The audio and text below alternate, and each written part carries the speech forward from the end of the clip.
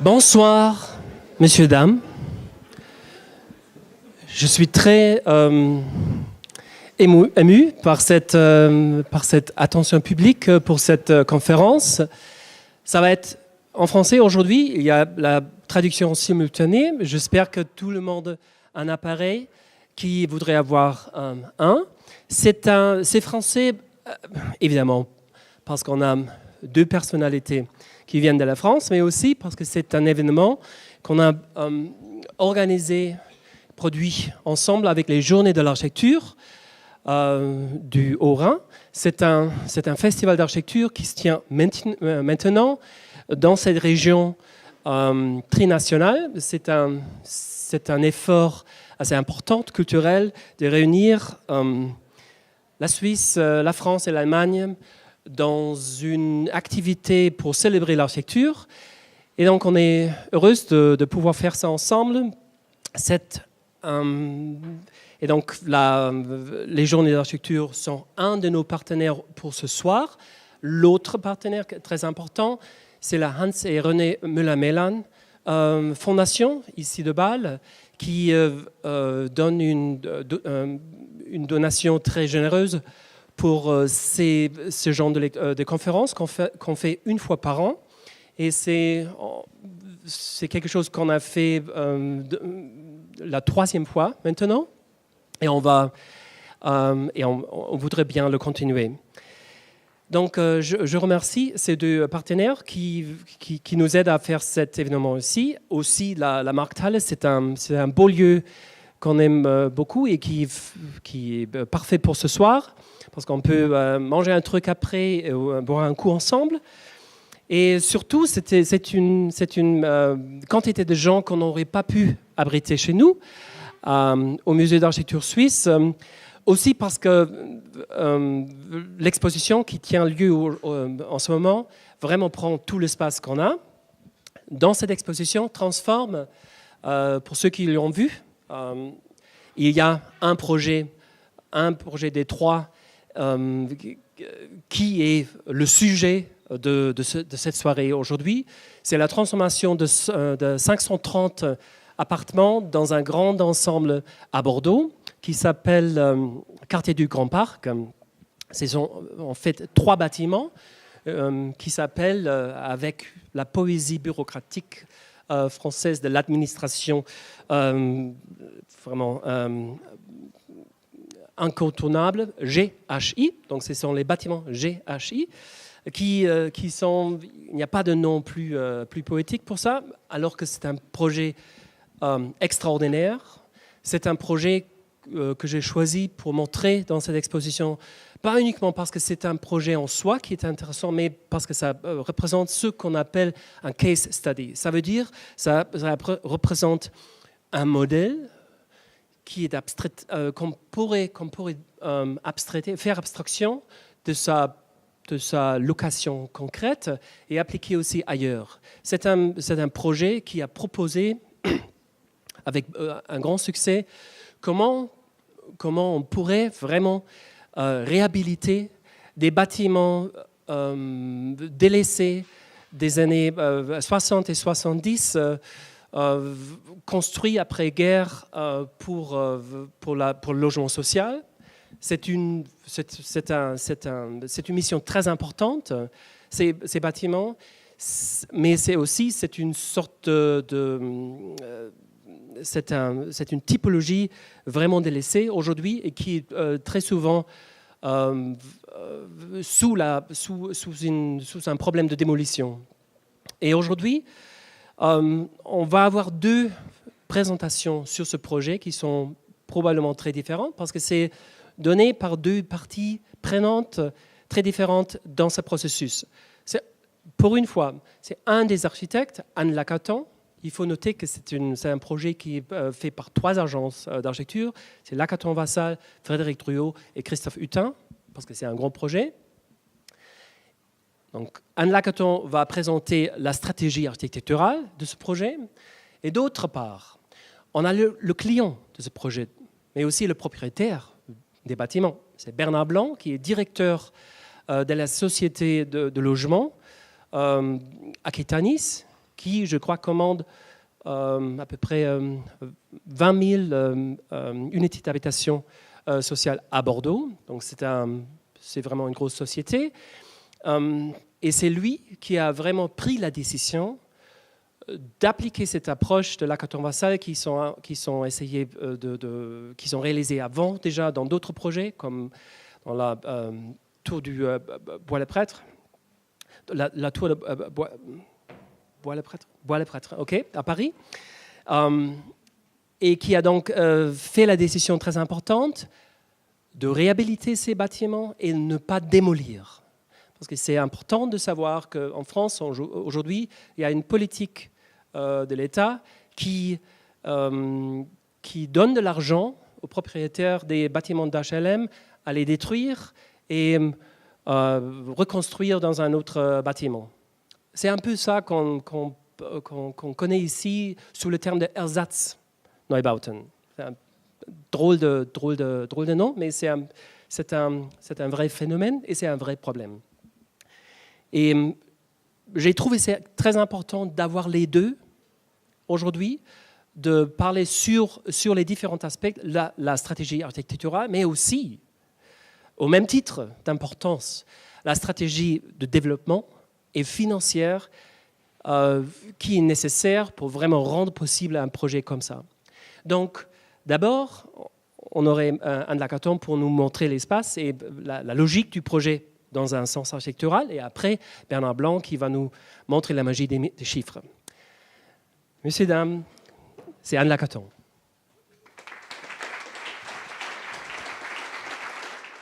Guten Abend, meine Damen und Herren. Merci beaucoup pour votre présence ici ce soir. Donc je vais présenter ce soir sur le thème « Faire avec », qui est évidemment une démarche complètement préalable à la transformation. Aujourd'hui, il est très important de porter attention, de prendre soin, d'interpréter, de transformer l'existant et surtout de le regarder avec un nouveau regard pour comprendre ses valeurs et pour révéler ses qualités. Chaque situation dans la ville est une opportunité pour réinventer l'espace, réinventer les façons d'habiter. Et nous ne voulons jamais voir l'existant comme un problème ou comme une contrainte. Et au contraire, nous pensons que chaque lieu permet l'invention et l'imaginaire, que toutes les contraintes peuvent être retournées positivement, mais que pour cela, il faut savoir regarder, il faut savoir observer, analyser, voir l'existant avec un œil positif pour révéler ses valeurs et pour se demander, au lieu de le condamner, au lieu de le rejeter, ce que l'on peut faire avec, comment on peut le réutiliser. L'existant constitue le préliminaire de beaucoup de nos projets. Transformer, utiliser ce qui existe déjà veut dire aussi qu'il faut observer attentivement de l'intérieur, aussi près que possible de la situation, et ne pas porter seulement un regard extérieur et pour juger. Additionner, joindre, agrandir, superposer, augmenter les structures existantes est toujours plus intéressant que toujours partir de zéro, partir de rien. Le projet invente alors une nouvelle situation qui est enrichie des histoires précédentes et de toutes les couches précédentes, toutes les strates précédentes. Et nous croyons beaucoup en architecture et en urbanisme, parce que pour nous c'est la même chose. Nous croyons beaucoup dans l'importance de la superposition, superposer les situations, superposer les temporalités, superposer les usages, permet de basculer dans un troisième lieu.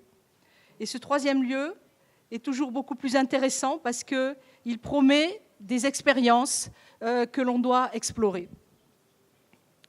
Faire avec ce qui existe, avec les gens, avec le climat, avec les arbres, avec les sols, les bâtiments, avec tout ce qui est déjà là, avec l'économie, pour faire plus et pour faire moins. Et pour faire plus avec moins, pardon. Alors, avant d'arriver au projet de transformation que Andreas a évoqué, faire avec, c'est avec tout ce qui existe, avec les arbres, avec les sols, avec la nature. Et ça, c'est un projet qui a déjà 20 ans, qu'on a fait sur le bord de la mer, dans le sud-ouest de la France. Et ce que nous avions entre les mains, c'était cette forêt avec une dune, avec cette fantastique vue sur la mer. Et le sujet, c'était de construire une maison dans cet endroit fantastique. Donc évidemment, la première inquiétude, c'est déjà extraordinaire. Et la seule chose qu'on peut faire, c'est endommager. Donc comment faire avec un extraordinaire pour au minimum ne pas l'endommager? Donc très vite, la décision a été de dire, déjà, on ne coupera aucun arbre. Il faut s'arranger à construire avec les arbres, avec le sol.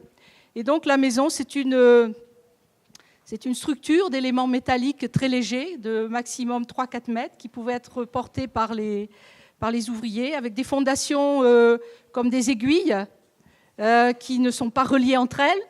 La liaison se fait par la partie supérieure, de manière à pouvoir construire entre les arbres sans dégrader le sol et sans couper les arbres.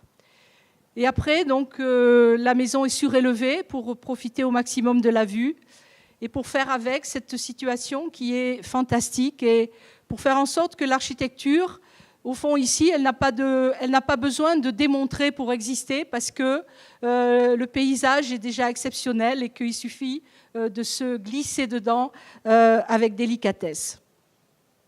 Faire avec le climat, c'est aussi très important pour tirer l'avantage des ressources naturelles, pour économiser l'énergie et en même temps pour produire plus de confort et plus de qualité de vie. Parce que c'est important de toujours équilibrer la contrainte par du bénéfice, par du plaisir. Donc faire avec le climat, si on ne veut pas le faire dans un esprit de protection, de lutte contre le climat, comme souvent les normes et les règles nous l'imposent, c'est plutôt de se demander comment on peut prendre ce que le climat nous offre. Et là, il vaut mieux se tourner vers l'agriculture pour regarder comment les paysans, les agriculteurs se servent du climat pour l'utiliser et non pas pour considérer qu'il faut se protéger. Donc les serres horticoles qu'on a étudiées depuis qu'on faisait les études comme étudiant en architecture parce qu'il y en avait beaucoup dans notre environnement et ça nous semblait quelque chose de très intelligent par rapport à la gestion du climat, à la température, la lumière naturelle, et pour tout dire un peu à l'opposé de la façon dont on construit les bâtiments. Plus les serres sont légères, plus c'est intéressant pour les cultures de fleurs, de légumes, alors qu'aujourd'hui les bâtiments doivent être de plus en plus lourds, de plus en plus épais, de plus en plus fermés, de plus en plus isolés.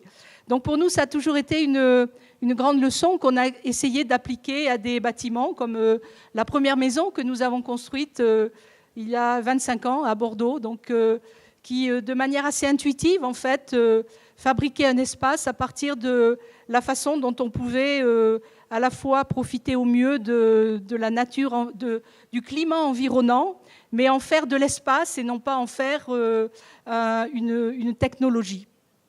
Donc c'est une maison qui très économique, qui proposait 180 mètres carrés à l'époque pour 60 000 euros. Ou plus tard, très près d'ici, à Mulhouse, du logement social, où pour proposer de doubler la surface standard des logements qui nous étaient demandés, eh bien, utiliser des structures de serre sur des plateformes en béton de très grande portée nous permettait de produire de très grands volumes avec des qualités spatiales, mais aussi des qualités climatiques dans lesquelles on pouvait installer des logements. Alors en utilisant toutes les techniques qui sont développées par les serres, qui sont la ventilation naturelle de très grande ampleur, les ombrages, parce qu'il faut aussi se protéger du soleil, les rideaux thermiques derrière les façades vitrées, Tout ce système qui permet aussi d'agrandir l'espace à habiter et de proposer ces surfaces qui ont à la fois donc plusieurs fonctions, une fonction d'habitation, mais aussi une fonction climatique et d'économie d'énergie. Ou dans des ensembles collectifs, où ici on a peut-être moins cette facilité d'utiliser les serres, mais on a pu transformer le principe des serres en jardin d'hiver d'une autre nature. Mais c'est aussi possible avec des bâtiments publics, comme ici une école d'architecture dans la ville de Nantes, en France, où à peu près la moitié des volumes sont des volumes d'espace intermédiaire qui complètent le programme. Donc le programme c'est ce qui est vert, et l'espace climatique tampon, c'est ce qui est en bleu. Et donc la combinaison de ces deux nous permet à la fois d'agrandir la fonction et de proposer de l'espace qui soit complètement libre de tout programme, donc ouvert à l'appropriation, et à la fois donc des espaces très utiles parce qu'ils introduisent une température intermédiaire entre dehors et dedans, et donc on minimise les besoins pour le chauffage. Faire avec, c'est aussi tous ces bâtiments abandonnés, dont on se demande toujours ce qu'on peut faire avec. Donc ici, c'était un immense hangar dans le port de Dunkerque, redonner la vie, réinventer des usages. Ce bâtiment a été abandonné il y a plus de 20 ans, et c'était ici la halle où les derniers assemblages des bateaux se faisaient avant qu'ils partent vers la mer. Donc un bâtiment très emblématique dans la ville de Dunkerque et qui n'a pas été démoli justement parce qu'il représentait quelque chose dans la mémoire, mais il n'y avait plus aucun usage. Donc ce qui nous était demandé dans le concours, c'était de remplir ce bâtiment avec un programme pour l'art contemporain, donc avec à peu près 7000 m² pour à la fois des réserves et à la fois des espaces d'exposition. Mais quand on a visité ce lieu, l'espace nous a apparu extrêmement exceptionnel. Et on s'est dit que la première intuition a été de se dire c'est très dommage de perdre cet espace. Qu'est-ce qu'on peut faire avec ? Si on s'imaginait installer des planchers tous les 4 mètres, l'espace était perdu. Et donc ce qu'on a proposé, c'était de garder l'espace, mais de le doubler avec une construction nouvelle qui permettrait de réaliser le programme, donc les réserves, les salles d'exposition, et de pouvoir garder l'espace et le bâtiment tel qu'il est, avec ce potentiel d'usage, donc pour y faire des expositions de très grande ampleur, et de lui garder sans beaucoup de travaux, parce qu'il était en bon état, donc juste quelques travaux de sécurité et d'électricité, et de faire à côté exactement le double, où là, on pouvait installer toutes ces fonctions dans la meilleure configuration possible et sans avoir à perdre les qualités de l'autre. Faire avec l'existant, c'est aussi considérer que c'est une opportunité de profiter des qualités et aussi une invitation à changer la façon de faire les master planning. Ici, on est toujours en France, dans une ville de l'ouest de la France, et il y avait ce grand terrain avec une forêt presque native, c'est-à-dire une forêt presque originelle, mais dont on pouvait voir en regardant les cartes Google que sur les 25 dernières années, elle ne cessait de régresser, de diminuer. Et ce qu'on nous demandait de construire sur ce grand terrain, c'était 250 maisons. Donc le rapide exercice de faire 250 maisons sur le terrain conduisait évidemment à faire la place nette, à enlever tous les arbres et à construire 250 maisons. Alors qu'on était dans un lieu extrêmement beau, avec tous ces arbres, avec aussi des oiseaux et quelques bâtiments qui restaient, mais complètement abandonnés. Et dans le concours, finalement, on n'a pas voulu faire cette intervention, et on a proposé plutôt de dire on ne va pas faire des maisons, on va faire des collectifs pour être plus efficace. Et ces collectifs, on va les construire à 12 mètres au-dessus du sol, de manière à garder entière la forêt existante et à permettre 12 mètres ça permettait à la forêt de garder son intégrité et de continuer à se redévelopper. Le sol restait public, c'est-à-dire que les usagers habituels de la forêt pouvaient continuer à venir. Et par un principe d'escalier et de coursive, on pouvait distribuer les logements, quelques ascenseurs de temps en temps, et pouvoir créer ainsi les 250 logements qui pouvaient qui devaient être faits sur ce terrain, parce que malgré tout, on est en ville et que la nécessité de construire des logements est aussi quelque chose qu'il faut prendre en compte. Mais comment concilier ces deux contraintes? Garder à la fois ces espaces naturels, mais à la fois densifier et construire. Donc malheureusement, le concours n'a pas été gagné, mais ça restait pour nous un projet, une très belle expérience. Faire avec, quelquefois aussi, c'est d'abord observer ce que l'on a. Ici, c'est une petite place à Bordeaux, et dans le cadre, il y a à peu près 20 ans, dans le cadre d'une opération de la ville de Bordeaux sur l'aménagement des places, le thème était l'embellissement des places publiques. Donc, il nous était demandé de travailler sur l'embellissement de cette place. Et là encore, la visite sur les lieux, nous avons été assez sensibles au fait qu'on ressentait déjà quelque chose de très fort en visitant la place. Donc, on a pris quand même les 4 mois du temps du projet pour revenir et pour essayer de comprendre qu'est-ce qui faisait la beauté ressentie de la place et quels pouvaient être les éléments qu'on pouvait embellir. Et finalement, après 4 mois, on est revenu devant la commission à la ville de Bordeaux et on a expliqué avec un argumentaire que à la question embellir la place, notre réponse c'est de dire la place est déjà belle en donnant tous les arguments, l'architecture, les usages, les sols, la végétation. Et donc, le projet que nous proposons est de ne rien faire. Et c'était important de dire que c'est un projet et que ce n'est pas un refus de faire. Alors, pour venir au sujet plus précis des grands ensembles, faire avec les grands ensembles de logements, les blocs, qui posent aujourd'hui à peu près partout des sujets d'interrogation, parce qu'ils arrivent après 40 ans, 50 ans, à une période d'obsolescence où quelque chose doit être fait.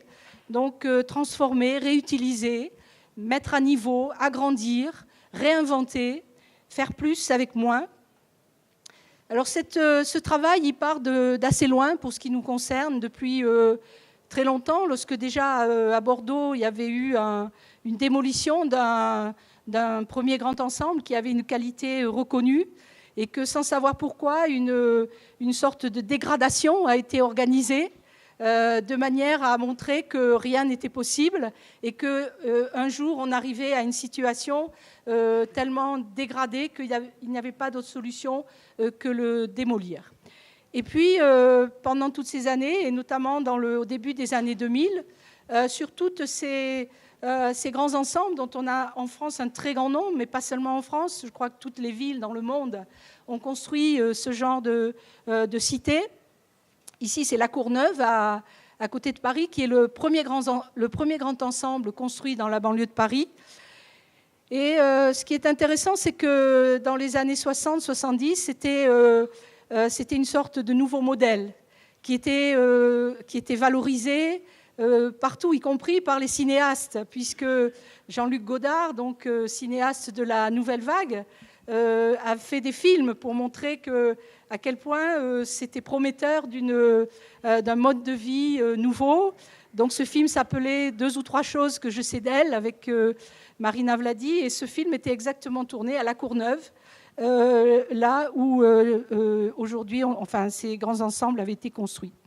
Mais aujourd'hui, voilà ce qu'on fait à La Courneuve. Voilà ce qu'on a fait à La Courneuve. C'est-à-dire, l'État, en France, a lancé une politique nationale extrêmement importante, avec un énorme budget qui était presque 30 milliards d'euros, pour démolir et reconstruire à peu près 200 000 logements. Donc avec ce budget qui était absolument colossal, ce qui représente à peu près pour chaque logement une somme de 150 000 euros ou 180 000 euros pour la démolition et la reconstruction. Alors que dans le même temps, dans un certain nombre de villes, on n'arrive pas à produire assez de logements pour les demandes de logements, notamment de logements sociaux. Donc c'est vrai que le désenchantement qui a suivi les années 70, parce que ce désenchantement, il a été produit par un manque d'attention à terminer ces villes. C'est-à-dire qu'une fois les constructions faites, il n'y a pas eu autre chose. C'est-à-dire qu'il n'y a pas eu les équipements, il n'y a pas eu les transports. Et petit à petit, tous les gens qui croyaient à ce mode de vie et qui avaient les moyens d'aller ailleurs sont partis. Et c'est devenu donc les lieux où finalement seuls les gens qui n'avaient pas la possibilité d'aller ailleurs sont restés, donc avec des dégradations successives, et aussi des dizaines de politiques nationales qui ont cherché à faire quelque chose absolument sans succès. Et donc la dernière qui était la démolition. Donc nous, on a voulu... c'est évident que pour nous, c'était un peu terrible, en fait, en tant qu'architecte, de se dire que quelque chose qui a été construit il y a 40 ans, 50 ans, qui était une sorte d'exemple de la modernité, aujourd'hui, après 40 ans, soit tellement horrible que la seule solution, c'est de démolir. Donc pour nous, c'était quelque chose d'assez inacceptable et on a voulu travailler sur le sujet, évidemment en partant comme d'un principe qui avait la même radicalité que la démolition, qui était de dire ne jamais démolir. Donc on voulait aussi se mettre dans la radicalité opposée de la transformation. Donc on a travaillé aussi sur cette idée comment...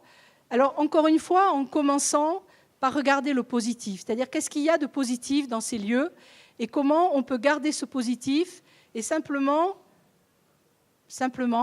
changer ce qui ne va pas ou améliorer ce qui n'a jamais été fait. Et donc on s'est aperçu que très souvent, dans ces cas-là, en fait, on avait pensé à l'urbanisme, on avait pensé à construire vite, mais finalement, quand on arrivait au dernier stade de l'espace du logement, il n'y avait plus de réflexion. C'était fini, c'est-à-dire on faisait des unités sans réfléchir à la qualité. Mais ce n'est pas perdu. Merci. Merci. Mais la situation n'est pas perdue. Et en fait, avec quelques opérations de transformation, ouvrir les façades, apporter des balcons, on voyait bien qu'on pouvait transformer de manière très simple et assez économique ces questions-là. Donc pour nous, ça a été un sujet d'étude très important depuis plus de 10 ans. Mais ça a aussi rencontré, parce que transformer, ce n'est pas seulement mettre les façades au goût du jour, ce n'est pas seulement changer les équipements, c'est aussi se demander comment la qualité d'habiter doit être. Et là, ça rejoignait d'autres intentions sur la qualité de vie où, pour nous, chaque logement devrait avoir les mêmes facilités qu'une villa. Qu'on soit au sol ou qu'on soit en hauteur, ça devrait être la même chose. Alors, qu'est-ce qui fait la différence entre un logement standard et une villa? Bien, c'est un peu ces schémas. Donc, à gauche, le logement standard, donc une cellule minimum.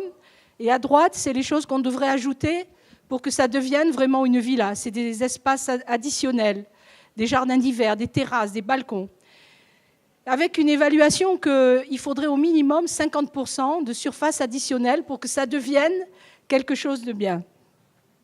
Et puis tout ça, il faut aussi le connecter parce que dans un logement traditionnel, on n'a qu'une façon de se déplacer dans l'espace, le couloir, et puis les chambres, et puis le séjour, alors que dans une maison, on peut tourner autour, on peut passer d'une pièce à l'autre par le jardin. Et donc, c'est intéressant pour nous de chercher à trouver ces qualités dans le logement, et d'ailleurs, y compris dans la transformation du logement.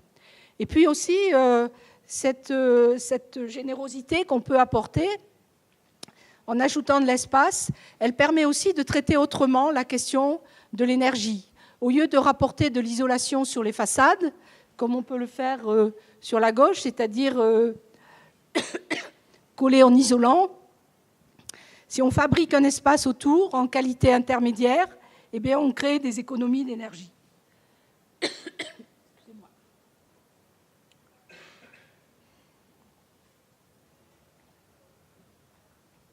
Donc on arrive à ce principe de la transformation pour ouvrir, agrandir, donner plus d'espace, plus de lumière, mais aussi beaucoup plus de liberté d'usage. Donc le projet, là, c'est celui que Andreas Ruby a présenté tout à l'heure. C'est le projet à Bordeaux, la Cité du Grand Parc. Les 3 immeubles GHI, en réalité, le G, c'est la première lettre du musicien Gounod. Le H, c'est la première lettre du musicien Handel. Et le I, c'est la première lettre du peintre Ingres. Donc en fait, c'est un raccourci, mais c'est une époque où on aimait bien donner aux bâtiments des noms de poètes ou des noms de musiciens.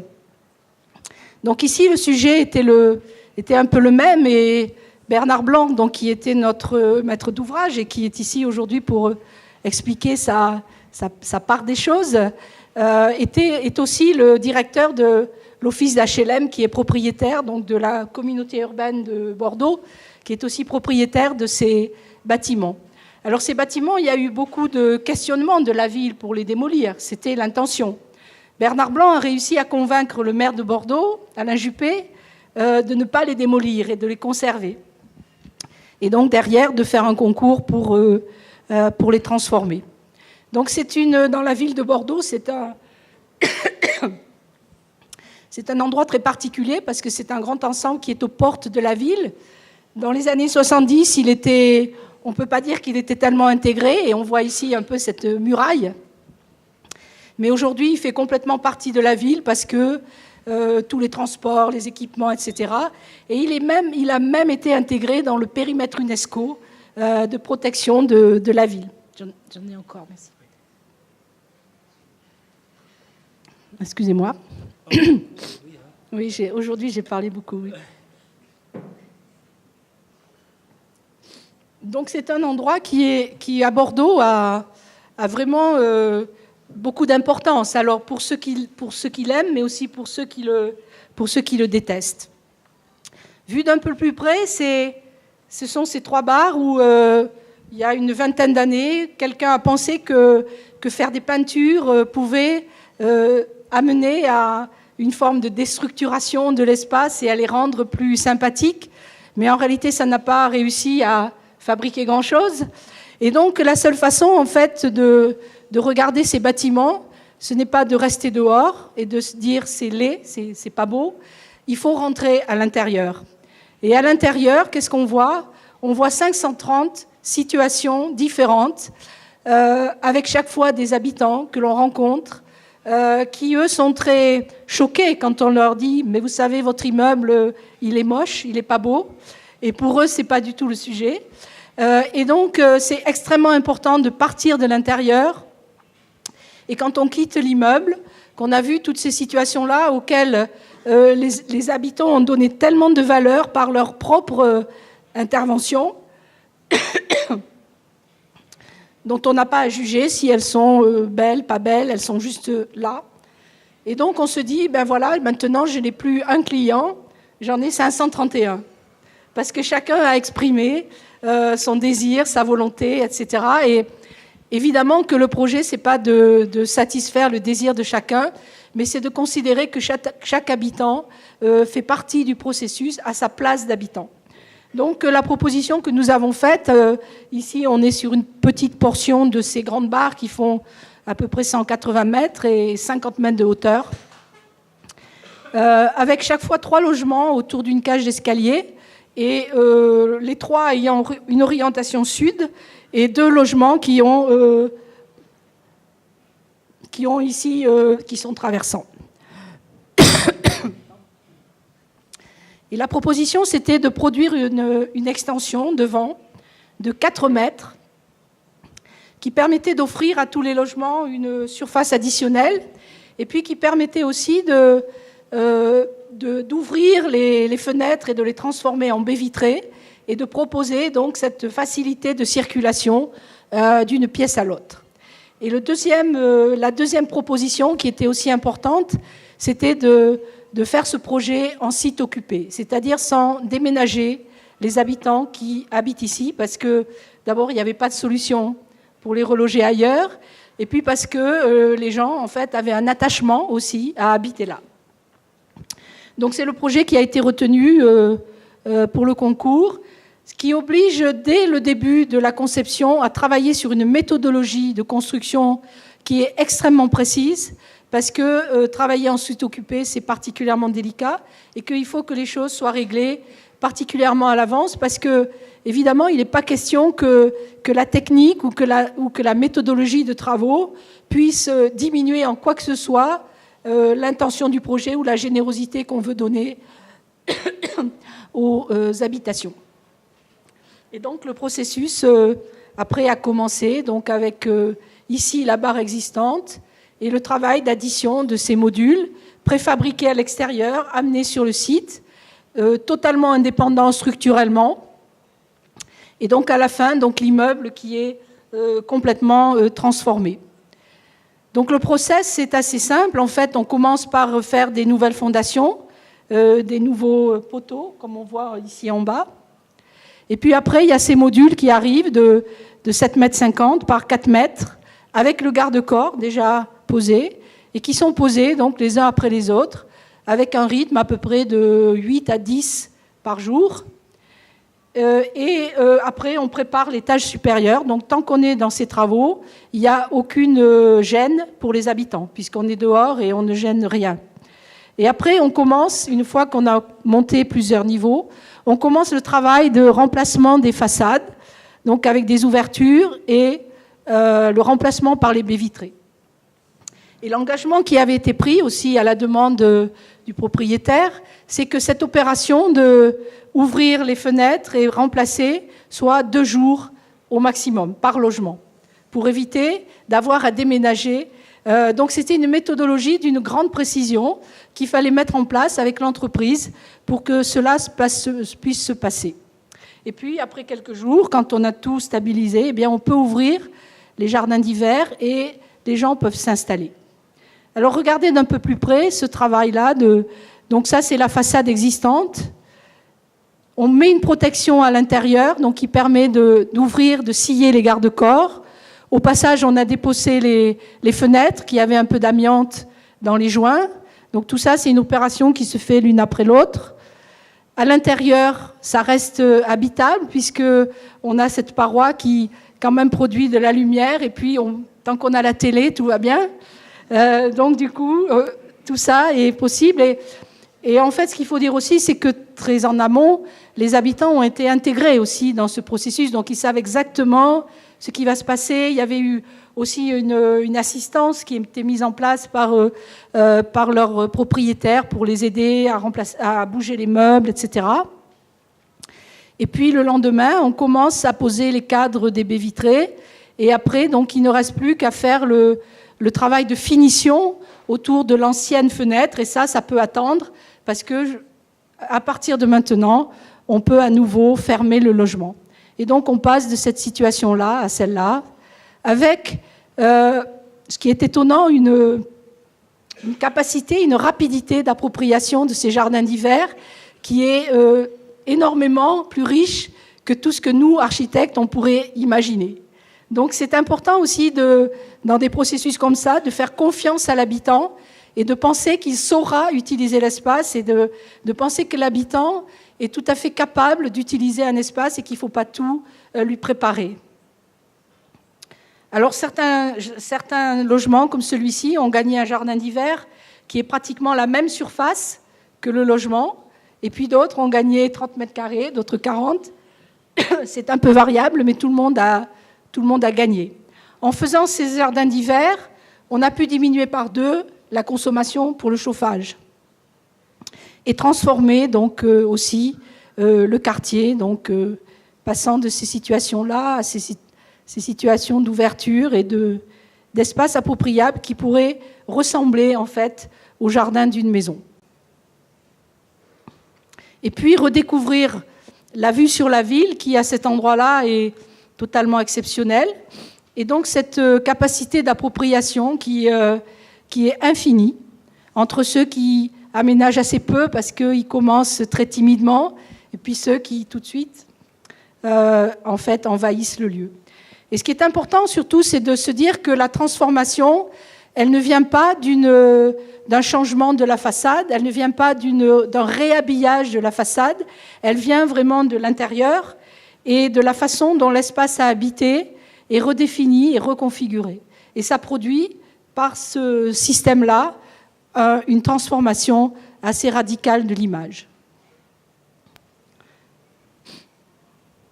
Et puis, parce que le propriétaire était très exigeant et qu'il voulait toujours plus, on a aussi utilisé la capacité des toitures plates pour construire quelques maisons supplémentaires qui permettaient de faire quelques grands logements et d'héberger peut-être des grandes familles.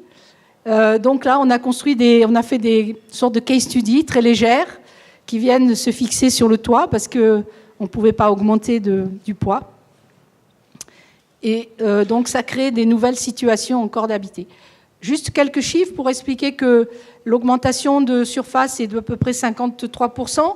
On a ajouté des jardins d'hiver, donc environ 22 à 50 mètres carrés par le logement, que l'énergie consommée en faisant ce travail de jardin d'hiver, de remplacer les baies vitrées, etc., mais sans intervention technique sur les installations autres que nettoyer les chaudières, etc., a conduit à diviser par 3 la consommation primaire d'énergie, que le coût de la transformation est environ 50 000 € en travaux par logement, là où la démolition-reconstruction aurait coûté 150 000, et surtout aussi que globalement, il n'y a pas eu d'augmentation des loyers. Donc ça, ce sera une explication qui sera donnée tout à l'heure, de savoir comment le propriétaire a fait. Et pour terminer, on peut aussi étendre ce travail pour dire que commencer par le logement, c'est aussi commencer à refaire la ville autrement. Donc travailler sur la ville pour la transformer, l'agrandir, avec toujours cette méthode de l'intérieur au cas par cas. Donc ici, on est aussi on n'est plus à Bordeaux, on est à Saint-Nazaire. Ce projet aussi avait été initié par Bernard Blanc, donc qui à l'époque était directeur des HLM dans cette ville avant de venir à Bordeaux. Et ici, le sujet, c'était simplement de transformer cette tour de 40 logements pour améliorer son isolation, sa thermique. Mais contrairement au Grand Parc, ici, on n'est pas du tout dans la même situation. On est ici dans un terrain qui est très peu construit. L'emprise des bâtiments, c'est moins de 10%. Et le reste, c'est à peu près 30% de stationnement qui n'est à peine utilisé et un parc au milieu.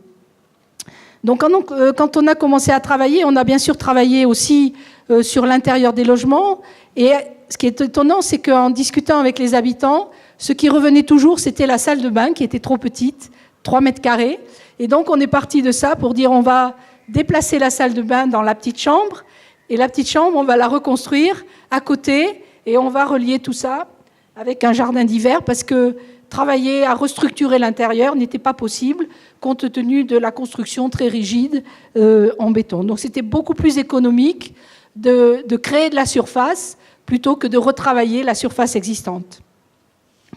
Et donc une fois qu'on a eu fait ce premier travail d'agrandir, on a considéré aussi qu'au pied de notre tour, on avait des stationnements, des espaces de stationnement qui étaient inutilisés et qu'on pouvait peut-être réfléchir à mieux utiliser cette surface pour aussi construire des nouveaux logements qui venaient se rattacher à la tour existante. Donc c'est ce qu'on voit en bleu, ces nouveaux bâtiments qui viennent se greffer et qui occupent au mieux le terrain. Alors cette proposition a été acceptée et donc on a pu la construire, mais l'idée était que cette tour-là était un prototype et qu'on allait développer après tout ça sur les autres tours du quartier. Donc on a développé un système de construction qui permettait de construire à sec, donc très rapidement de réenvelopper l'immeuble. Et Bernard Blanc avait écrit à l'époque un texte qui parlait au fond de la technique de l'aïkido, qui était en fait de prendre l'énergie de l'adversaire pour la réenvelopper dans une nouvelle force. Donc peut-être qu'il nous parlera de ça tout à l'heure. Et donc voilà, le projet a terminé comme ça, où on a 40 logements agrandis et 40 logements neufs, donc dans une une complètement nouvelle configuration. Et donc l'idée, c'était de pouvoir continuer cette démarche sur les autres immeubles. Donc là, on est dans la transformation de l'existant. Et aussitôt, cet appel d'air qui est créé par l'appropriation des habitants. Donc là, c'est plutôt les parties nouvelles, où c'est la même qualité aussi qui est recherchée, donc d'espace, de vue, d'espace supplémentaire aussi avec les jardins d'hiver. Alors ici, on est vraiment aussi dans le thème de la transformation et la densification, l'intensification, puisque la tour, elle était dans le cercle, et on avait donc tout cet espace qui était vide, en blanc, tous les stationnements, et l'objectif était de continuer sur les autres immeubles avec un potentiel de construction de 200 nouveaux logements dans cet endroit, sans diminuer la qualité des espaces verts. Malheureusement, Bernard Blanc est parti. Il a préféré aller à Bordeaux. Le maire a changé et donc la stratégie a changé. Et finalement, au lieu de faire ça, donc la démolition a continué, la restructuration du quartier a continué et les quelques immeubles qui sont restés, en fait, ont été très basiquement rénovés avec une isolation par l'extérieur. Mais pour dire que dans les villes, on a des centaines de situations comme celle-là, où si on regarde au cas par cas, plutôt que de définir des stratégies générales de densification qui parlent de chiffres, de pourcentages, mais le plus utile, le plus intéressant est de regarder chaque situation et quelquefois de se rendre compte que quelquefois il y a une possibilité, quelquefois il y en a beaucoup, quelquefois il n'y en a pas du tout, mais c'est important de le faire dans cette démarche-là, c'est-à-dire de partir du logement vers le master plan, densifier, oui, mais pour faire plus de logements, plus de facilité, pour mieux utiliser l'espace et pour offrir une meilleure qualité de vie, parce que dans notre esprit, il n'est pas envisageable de densifier pour contraindre l'espace individuel. On doit pouvoir trouver la solution à donner plus d'espace individuel et un meilleur espace public. Voilà, je vous remercie et pardon pour ma voix.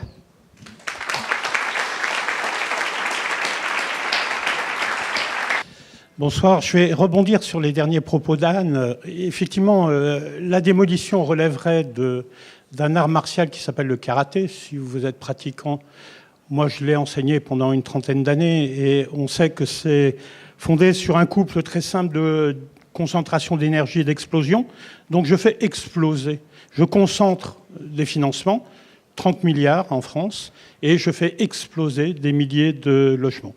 Et le travail que nous avons mené depuis une quinzaine d'années maintenant avec Anne et Jean-Philippe, c'est plutôt de se dire qu'il faut accompagner le bâtiment existant dans un mouvement ample qui relève plus effectivement d'un mouvement d'aïkido. C'est-à-dire que ces bâtiments ont une force en eux-mêmes, mais malgré ce que dit Anne quand elle dit qu'il faut les retravailler de l'intérieur, le problème, et vous le savez, c'est qu'ils sont constitués avec une trame extrêmement précise de murs refaits, et que le béton de l'époque, il était quand même pas mal.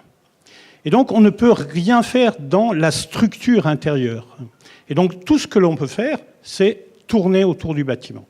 Et donc, l'envelopper, au vrai sens du terme, c'est la seule façon de le régénérer. Et c'est pour ça que ce mouvement-là est celui, effectivement, du mouvement de l'aïkido qui va envelopper son partenaire pour l'amener dans une autre position et utiliser sa propre force. J'ai l'intime conviction que nos habitations de cette époque-là ont encore cette puissance et cette force et qu'on peut la régénérer. Ça, c'est le nom de l'entreprise que je dirige depuis une dizaine d'années. Je suis arrivé à Bordeaux à la tête de Aquitanis en 2008, après 10 années de démolition et de reconstruction menées par le dirigeant précédent. Nous avons, et je l'ai noté dans une autre dia, démoli 1600 logements de grands ensembles, puisque vous verrez que le patrimoine d'Aquitanis, c'était assez important. Et curieusement, quand je suis arrivé en 2008, les équipes qui démolissaient, accompagnaient le relogement des familles, et c'était énorme, c'est des milliers de familles qu'on a accompagnées ailleurs pour vivre, ne savaient pas du tout d'où venait l'histoire des grands ensembles qu'ils démolissaient. Il y avait une inculture totale dans l'entreprise de ce qu'était ce monde-là, à l'origine, Anne l'a évoqué, Et effectivement, c'était une utopie, et c'était le meilleur des mondes possibles. Et on avait cette intime conviction qu'on pouvait loger le plus grand nombre dans un confort extrêmement important, moderne. Et quand on regarde nos bâtiments encore aujourd'hui, la distribution de la cellule logement, la double orientation que nous avons, les grands couloirs que nous avons encore aujourd'hui, c'est immensément beaucoup plus intéressant que le plan du promoteur lambda et de ce que nous fabriquons aujourd'hui en millions d'exemplaires. Et donc il fallait comprendre cette attitude-là et effectivement la position de ces architectes, de l'État français, qui pensaient pouvoir faire société au travers de l'architecture et de l'urbanisme. Et ça, c'est un point qu'on a partagé dans l'entreprise pour se dire que, dans le fond, nous avons, nous, participé au mouvement HLM à la reconstruction de la France. Les désastres de la guerre, c'est ça, à l'époque. Il y avait 3 millions de Français qui étaient à la rue, et nous avons, en un temps extrêmement court, permis le relogement dans des conditions extrêmement satisfaisantes de la population française. Et le ministère de la Reconstruction de l'Urbanisme, en 1944, lorsqu'il est écrit qu'il va reconstruire toute la France et engager le mouvement moderne, il est dans l'attitude que Marcel Lotz, que vous connaissez comme architecte, de se dire, voilà, on va avoir un master plan national sur tout le pays français, et Marcel Lotz dit, on peut tout toucher, tout aborder, tout régir. Ça, c'est le drame. Par contre, cette hubris qu'il pouvait avoir eu à un moment donné, et qui va se retrouver dans des propos à la fois extrêmement intéressants et en même temps qu'on pourrait réinterroger aujourd'hui. On a fabriqué le logis exact, les architectes avec les industriels et les hauts fonctionnaires de l'État ont pensé pour le peuple français ce qui était bien pour lui, avec une grande exactitude, ont livré effectivement à des millions d'exemplaires le logement idéal que Le Corbusier avait défini assez précisément et que Marcel Lotz précisait dans un propos qui est célèbre, qui disait « Bon, foutus habitants, il faut leur apprendre à habiter cette modernité-là. » Et donc, le rôle de l'architecte, c'est un rôle éducatif auprès des populations. Alors, c'est ça qu'on allait reprendre. Quel est le rôle du maître d'ouvrage et de l'architecte dans les années 2000, quand il a encore à gérer ce patrimoine? Ça, ce sont nos propriétés bâties d'Aquitanis sur la ville de Bordeaux, qui datent depuis les années 50. Et nous en avons comme ça 12 000 exemplaires. Donc c'est pas rien. Moi, j'ai 400 personnes qui passent leur temps à gérer des populations, à entretenir le patrimoine. Et c'est un énorme travail. Ce sont des budgets extrêmement importants pour continuer à faire vivre un tel patrimoine. Et moi, je pense que c'est ça notre fierté. C'est ça qui fait notre identité de bailleur social. Nous ne sommes pas un promoteur, nous ne nous appelons pas Phoenix, nous ne faisons pas de petites maisons et des petits lotissements. Nous sommes héritiers de la modernité, d'une période où la société française s'est construite grâce à nous dans la dimension de l'habitat comme une société moderne. Et je pense qu'il fallait partager ça avec les équipes et se rappeler qu'au moment où on a construit le Grand Parc, en 1955, les premiers travaux commencent avec le chemin de grue. Le journal local qui s'appelle Sud-Ouest publie ça. Chaban-Delmas, qui est le maire de la ville de Bordeaux, dit « Enfin, Bordeaux entre dans la modernité avec la cité du Grand Parc ». Il appelle ça la cité blanche à l'époque. Donc, on est dans un monde merveilleux, d'une utopie incroyable. Chaque habitant reçoit un petit livret dont la préface est signée du maire de la ville pour dire « Bienvenue dans le plus bel endroit de la ville ». Bordeaux, ville du 18e, Pierre et compagnie. Et Jacques Chaban-Delmas accueille chacun avec ce petit livret en disant « Vous accédez à ce que l'on fait de mieux aujourd'hui ». Donc on a repris tout ça avec les équipes d'Aquitanis pour comprendre qu'on était héritier de ce moment-là, qui était extraordinaire. Et voyez la situation du Grand Parc dans la ville de Bordeaux. Bordeaux est une ville basse. Et Anne a montré une photo vu de l'autre côté, effectivement, c'est assez impressionnant. On ne voit que ça. Quand on vient par avion de Paris, le premier ensemble que l'on distingue, c'est le Grand Parc. Bon, il y en a un, la BIC, qui est en train de nous faire un énorme machin culturel sur le bord du fleuve. Bah, d'avion, vous ne le voyez pas. Hein, nous avons un éminent architecte très doué qui s'appelle Rudy Ruccietti, qui a fait un très beau machin, pas un machin, c'est un très très bel objet. Alors attendez, comment ça marche ça? Ça marche pas. On le voit là-haut, en haut, enfin par là. Vous ne le voyez pas. Ce que vous voyez de Bordeaux, c'est le Grand Parc. Ah oui, c'est celui-là, ce petit-là. Oui. Ah, ben non. Voilà. Ah, voilà, il est là, le truc de Ricciotti. Vous ne le voyez pas. Bon. Et la maison La Tapie, Anne, elle est par là, hein. Vous ne la voyez pas. Non. Et la maison de Rem Koolhaas, elle est par là, vous ne la voyez pas non plus. Donc tout ce que vous voyez, et tout ce qui peut qualifier l'architecture et l'urbanisme bordelais, c'est le Grand Parc. À partir de là, on était bien obligé de se dire qu'il fallait avoir une certaine considération pour cet ensemble. En plus, nous avons la plus belle grille Dupont d'Europe. Alors pour le coup, là, il y a eu tous les services. Il y a une église, il y a des commerces, il y a un gymnase, il y a une piscine olympique. Vraiment, et on avait appelé ça la grille du bonheur, hein, l'ingénieur Dupont, vous vous rappelez, avait dit que pour tant d'habitants, il fallait tant de services. Là, on a, au moment de la livraison dans les années 65, 68, hein, tout était là. C'était merveilleux, c'était la ville dans la ville. Et donc, je ne peux pas regarder ça en me disant quel bonheur de démolir cet ensemble-là. Je vais enfin laisser une trace. Bernard Blanc, on se rappellera, c'est l'Attila du Grand Parc. Après, il est arrivé en 2008, il est reparti en 2018, il n'y a plus de Grand Parc. Il a tout démoli. Et ça, c'était la fierté de mon prédécesseur. Je me dis quand même un peu de considération. On a surligné en orange toutes les propriétés d'Aquitanie sur l'ensemble de ce patrimoine-là. Vous voyez la responsabilité du propriétaire par rapport à ça. On a réussi à le faire classer dans le périmètre élargi de l'UNESCO.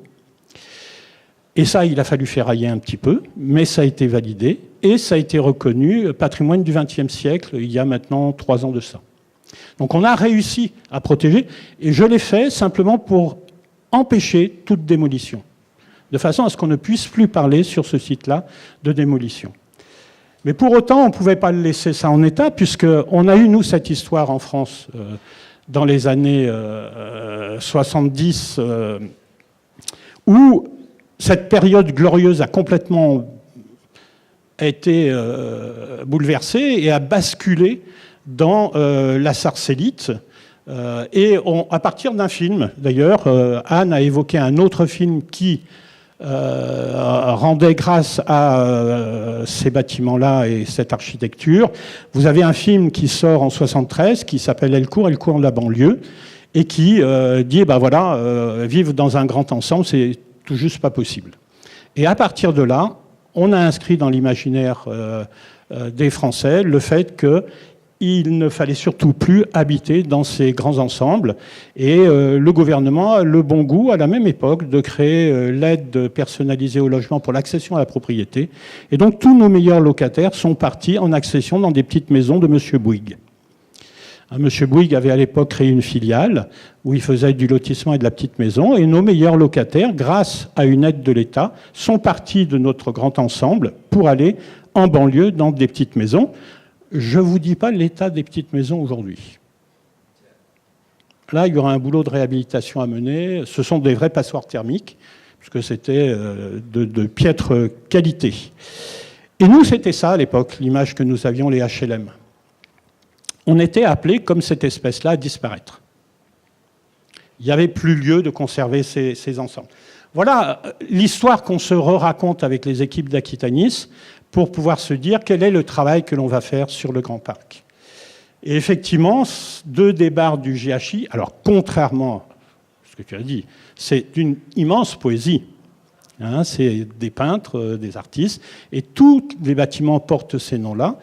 L'avenir, en 2008, au moment où je prends la direction d'Aquitanis, il était programmé ceci. On en avait démoli 1600, il y en avait 500 autres pour commencer au Grand Parc à suivre. Et puis si ça se passait bien, on verrait si les 2200 autres du Grand Parc pouvaient suivre cette école du karaté qui consiste à concentrer tous les financements pour démolir le maximum de choses. Et on a détruit, nous, dans une période de 10 ans, effectivement, sur un ensemble de sites. Enfin, quand je dis nous, je porte aussi cet héritage-là, mais moi, je ne l'aurais jamais fait et je ne l'ai jamais fait de ma vie. Mais Aquitanis a connu cette période-là. Donc, il fallait aussi revenir avec les équipes pour qu'ils se ressaisissent par rapport à ça, parce que quand moi j'arrive, ils ont en tête qu'il faut continuer de tout démolir. D'où ce travail sur l'histoire, pour se réapproprier la période heureuse de la modernité des années 50-60. Nous gérons effectivement 20 000 logements. Nous avons des recettes à hauteur de 116 millions d'euros par an. On a un budget pour entretenir notre patrimoine annuel de 30 millions. Et vous allez voir que le GHI, à lui tout seul, va engloutir plusieurs années de ce budget de maintenance. Et donc se pose un vrai problème économique. Grâce à l'Agence nationale pour la rénovation urbaine, dans la période des 10 ans précédents, démolir pour un bailleur social coûtait 0 €. Et c'est pour ça qu'on y est allé joyeusement à la manœuvre, puisque c'est l'État qui payait. Donc toutes les 1600 démolitions n'ont rien coûté à Aquitanis à l'époque. Sauf qu'à partir de 2008, il n'y a plus d'ANRU, et donc il n'y a plus d'argent pour la démolition. Ce qui a été le premier argument que j'ai pu utiliser en disant, Anne a commencé à évoquer des chiffres que je vais reprendre de coûts de démolition, de toute façon, où va-t-on trouver l'argent pour démolir? Et après, où trouverons-nous l'argent pour reconstruire? Où allons-nous trouver l'argent pour reloger 530 familles, etc., etc. Donc on avait un vrai problème économique, puisqu'il fallait le faire sur cette richesse-là. Et le GHI, c'est ça, effectivement, comme financement. C'est un total de 35 millions d'euros, avec tout compris 66 000 euros par logement.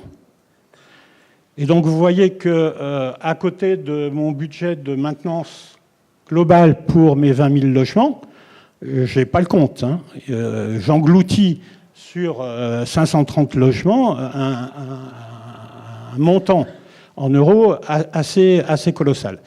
Le financement se fait par des emprunts que nous contractons, nous. Donc, nous nous endettons auprès de la Caisse des dépôts et consignations, qui est une banque qui accompagne le logement social, là à hauteur de 22,5 millions.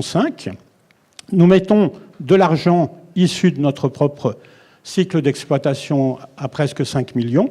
La métropole nous a accompagnés avec 6 millions, la région avec un peu moins d'1 million, et le FEDER, qui est un fonds européen d'aide au logement, avec un peu moins d'1 million aussi.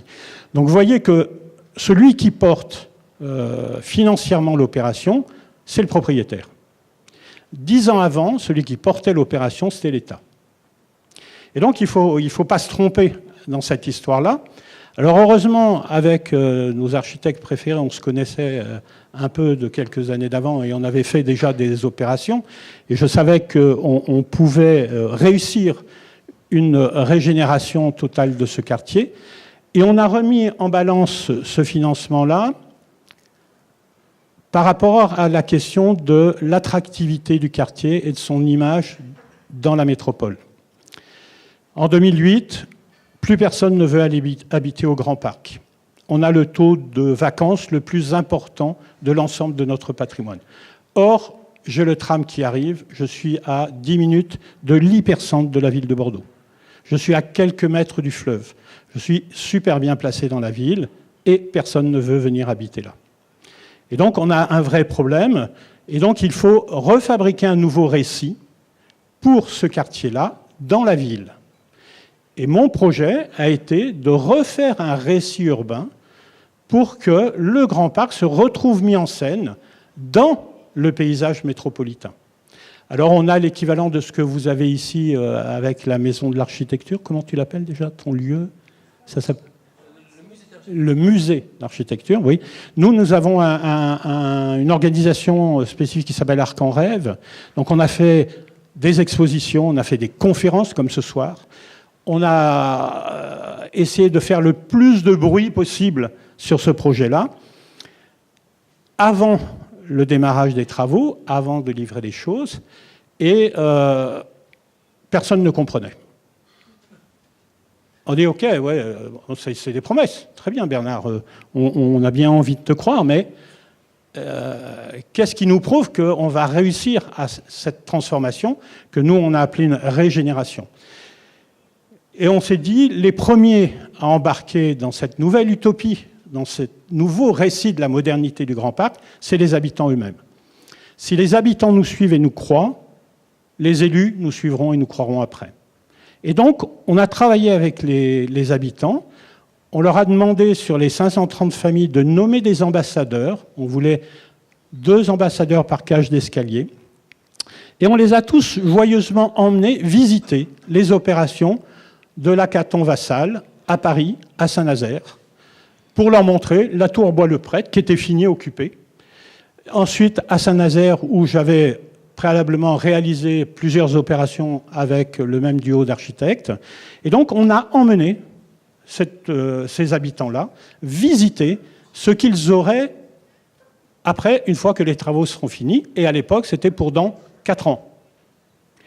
Donc, dans 4 ans, vous vivrez comme ça. Dites-nous si ça vous va. Et on va voir des gens qui vivent depuis plusieurs années dans ce que nous désirons faire à Bordeaux. Je me rappellerai toujours que le premier groupe d'habitants qu'on a emmené dans le TGV pour aller à Paris visiter la tour Bois-le-Prêtre, un grand silence sur l'allée. Bon, ils se demandaient ce qu'ils allaient faire avec le patron de la boutique, avec les équipes, ils commençaient à faire un peu connaissance. On passe une journée à visiter la tour, on déjeune tous ensemble, et le soir, on reprend le TGV, on était dans la même voiture. Eh bien, j'avais une colonie de vacances. Et déjà à table, ça partait dans tous les sens. Mais ils sautaient sur leur siège comme des haricots. Et ils étaient là, mais ça va, on a compris, et c'est pour quand, quoi? Quand est-ce qu'on démarre? Et là, on a dit, ça s'est gagné du côté des habitants. J'avais exactement la même attitude sceptique du côté de mes équipes. Et donc, je les ai mises dans le même train avec les habitants. Et les équipes, en revenant de Paris et de Saint-Nazaire, ont dit « On doit vous avouer qu'au début, on n'avait pas compris vos intentions, on ne savait pas où vous vouliez nous emmener. Avec ce que l'on a vu, je pense qu'on a envie de rêver avec vous. » Bon. On a fait tous ensemble un livre à la fin, et ce sont les habitants et les équipes d'Aquitanis qui ont écrit le récit de leur histoire avec le GHI, puisque ça a été pour nous un moment extrêmement important dans la vie de l'entreprise. Le GHI a aussi pour nous une régénération de l'entreprise Aquitanis. Ce n'est pas simplement pour nos habitants. Ça a été aussi pour nous très utile et ça m'a permis ensuite d'emmener l'entreprise beaucoup plus loin. Si on regarde chiffres, il m'a demandé des chiffres. Bon, soyons précis, je suis un gestionnaire. On regarde les coûts de démolition. Coût moyen en rue, en France, 22 000 €.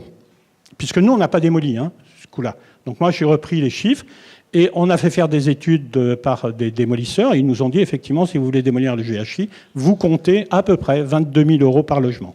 Fois 530, ça fait plus de 11 millions à mettre sur la table, sans aucune aide de personne, rien que pour démolir 530 logements. Ça commence à poser question. Je regarde les pertes de loyer. Le loyer moyen sur le GHI, au moment où on démarre les travaux, c'est 393 € pour un T3 d'une surface de 64 mètres carrés. Je prends 12 mois dans l'année, mes 530 logements. J'ai une perte de loyer par an de 2,5 millions. Le coût de construction d'un logement neuf, aujourd'hui à Bordeaux, c'est 140 000 €. Il fallait que je commence à provisionner 530 fois 140 000 € pour reloger mes 530 familles. Donc je devais inscrire dans ma programmation des 3 années à venir 74 millions pour uniquement reloger des gens à qui j'ai cassé leur logement.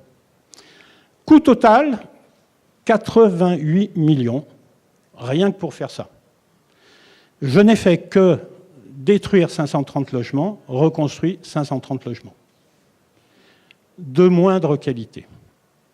Parce qu'aujourd'hui, ce n'est pas terrible ce qu'on se construit. Nous, on en construit 1 millier par an, ce n'est pas génial. La qualité de la construction en France. Ma recette de loyer, donc, sur le GHI, c'est 2,5 millions par an. C'est ce qu'on appelle, dans notre jargon à nous, une vache à lait. C'est-à-dire que c'est des bâtiments dont on a remboursé tous les emprunts. Et le capital restant dû est très faible. Il est de quelques centaines de milliers d'euros. Donc, ça crache. Ça rapporte, ces bâtiments-là. Bon, il faut que ça continue à rapporter. C'est extrêmement rentable. Les loyers ne sont pas très faibles, ne sont pas très élevés. Bon, voilà. Et donc, si je rajoute à ça le regard sur le site, et je me dis quelle perte de constructibilité je vais avoir en appliquant les règles du PLU, si, ayant rasé mes 530 logements, je regarde ce que le PLU m'autorise, le plan local d'urbanisme, m'autorise à construire sur le site. Il me dit 140 logements, pas plus. Donc je perds 390 logements possiblement à reconstruire sur site. Et donc je dis perte de loyer 2 millions, des 390 que je ne reverrai jamais sur le site, et je ne vais engranger de nouveaux loyers, un peu majorés, à 420 € au lieu de 393, que sur 140 logements. Donc je vais passer de 2,5 millions de loyer à 750 000 € de loyer sur ce site. Je commence à me dire que ce site n'a plus de rentabilité. Et donc, j'ai une perte de loyer sur site annuellement de presque de 2 millions d'euros. Aucun intérêt de démolir. Quand on commence à raisonner de la sorte, on commence à se poser les bonnes questions. On n'a jamais tenu ces raisonnements jusqu'en 2008 parce que c'est l'État qui payait. Mais quand c'est vous qui devez payer tout, vous comptez vos sous. Et d'un seul coup, on se rappelle qu'on a fait HEC, qu'on est plutôt des bons gestionnaires et qu'on sait encore un petit peu compter. Et donc à partir de là, on a dit il est hors de question de démolir. Et pour 60 000 €, vu ce que Anne vous a présenté de régénération de cet habitat à cet endroit-là, vu l'image que ça a généré, aujourd'hui, il y a deux choses que vous visitez à Bordeaux. C'est le Port de la Lune, façade du 18e, et c'est le GHI au Grand Parc. Je rigole pas là. On est dans le circuit des visites architecturales de la métropole bordelaise. On vient du monde entier pour visiter le GHI. On a eu tout, des Australiens, des Chinois, des Colombiens, des Finlandais, des Suisses. Tout le monde. Très peu de Bordelais. Ils sont venus du bout des dents, petit à petit, et maintenant ils commencent à se dire à Bordeaux que c'est quand même une des deux merveilles de la ville. Vraiment. Ils se rendent compte que c'est assez extraordinaire ce qui a été fait là. Et donc cette image et ce récit qui est en train de se construire là, plusieurs années après la livraison du travail qui a été mené avec les architectes, commence à porter ses fruits. Si je regarde ce que ça donne pour finir sur les loyers, ça c'est les documents qu'on a présentés à nos habitants au moment où on engageait la concertation pour la réhabilitation. Vous voyez que le montant de loyer, il était là au départ. Aujourd'hui, c'était il y a 4 ans. Et à la sortie, donc 276 € pour un type 2, il sort, après travaux de réhabilitation, à 285 € avec 40 mètres carrés supplémentaires. Pas cher, le loyer des mètres carrés. Hop, qu'est-ce que tu me fais, toi? Pas cher les mètres carrés supplémentaires, là. Et donc, si je regarde les charges, on est sur du chauffage, là, essentiellement, 127 € par mois, et je passe après travaux à 107 €. Donc je diminue la quittance, et c'est là où on a, nous, une petite manip franco-française, je ne sais pas si vous avez ça en Suisse, qui nous autorise à créer ce qu'on appelle une 3e ligne. Et donc, ici, je peux partager avec l'habitant le gain que je vais obtenir sur les économies d'énergie. Et c'est là-dessus qu'on se paye. C'est-à-dire que l'habitant, sur l'économie d'énergie qui va se réaliser du passage de ce coût-là à l'origine au nouveau coût, lui, il n'aura rien là-dessus, et c'est nous qui récupérons 9,81 €. Et c'est avec ces 9,81 € que je vais financer mon opération.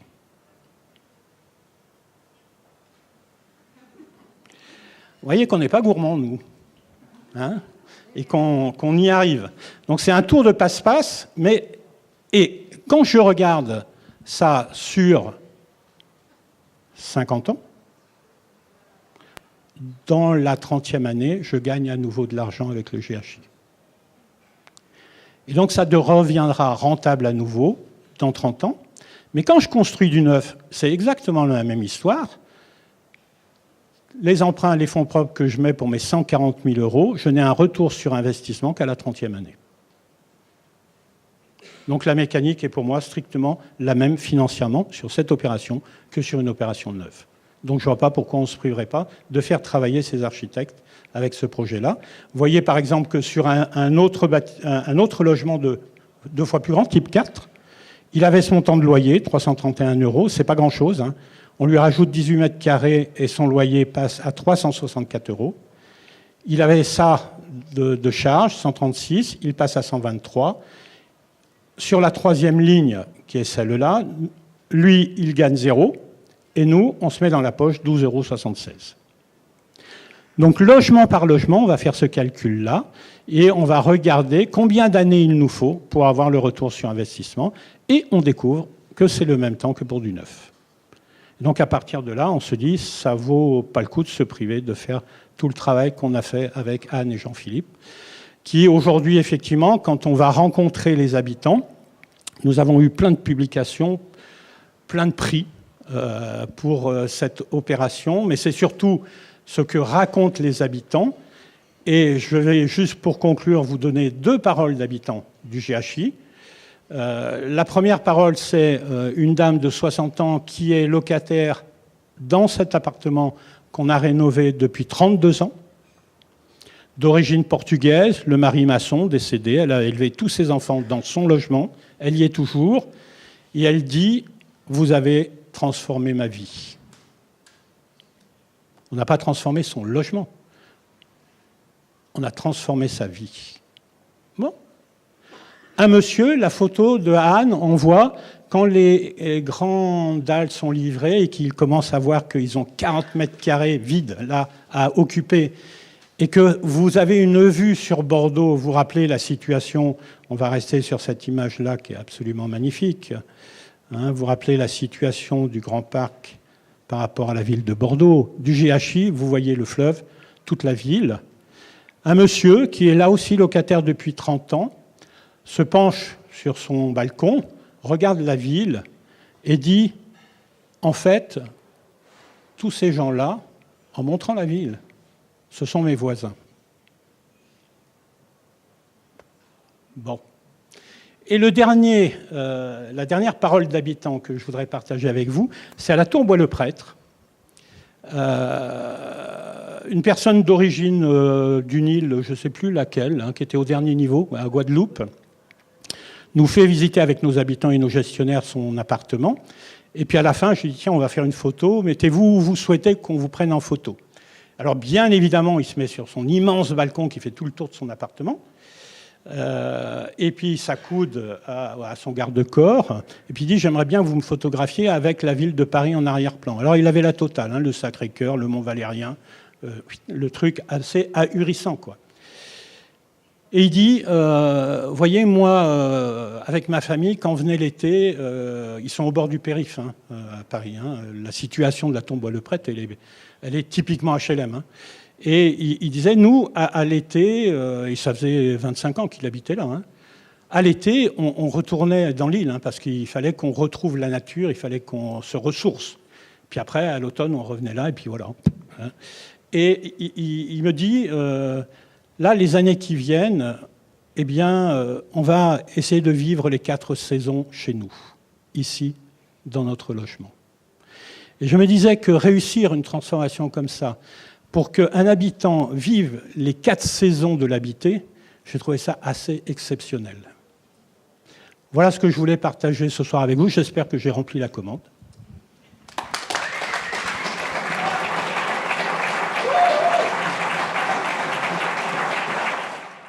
Très bien. Donc, on a eu deux présentations très différentes du même projet. Je suis sûr que c'est plein d'informations et peut-être qu'il y a des questions.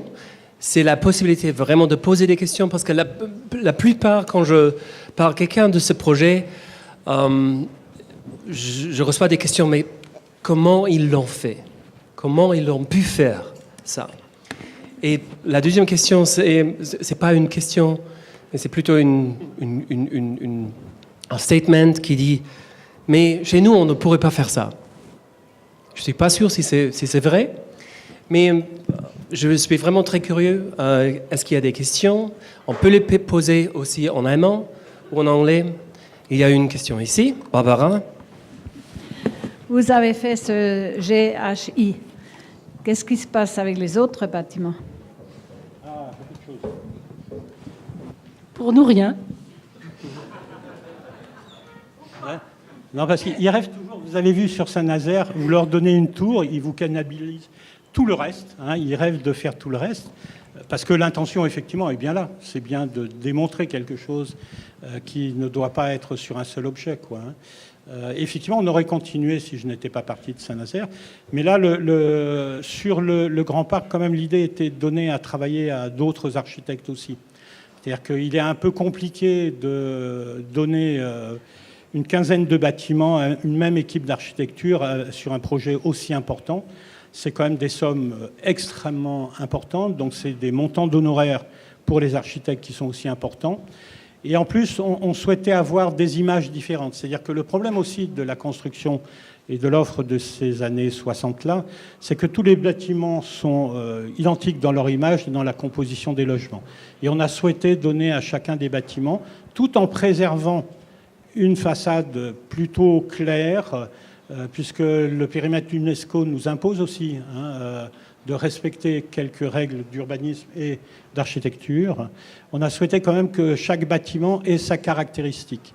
C'est-à-dire que nous, dans notre jargon, on appelle ça la création de gamme.